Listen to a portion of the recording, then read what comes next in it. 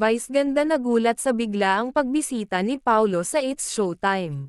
Habang abala nga ang lahat ng host sa segment na Especially For You ng It's Showtime, nagulat sila nang may biglaan pala silang bisita na isang gwapong lalaki na walang iba nga kundi si Paulo Avellino. Sa gulat nila biglang natuon ang atensyon ng lahat kay Kim Chu na halatang kilig na kilig sa biglaang pagdalaw na iyon ni Paulo. Agad siyang pinagtulakan ni Mimi Vice na tabihan at e-entertain ang kanyang bisita.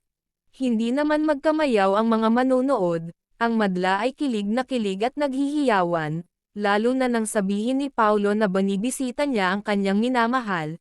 Ayon sa mga netizens pinapakita daw talaga ng aktor na tunay ang pagmamahal nito kay Kim Chu.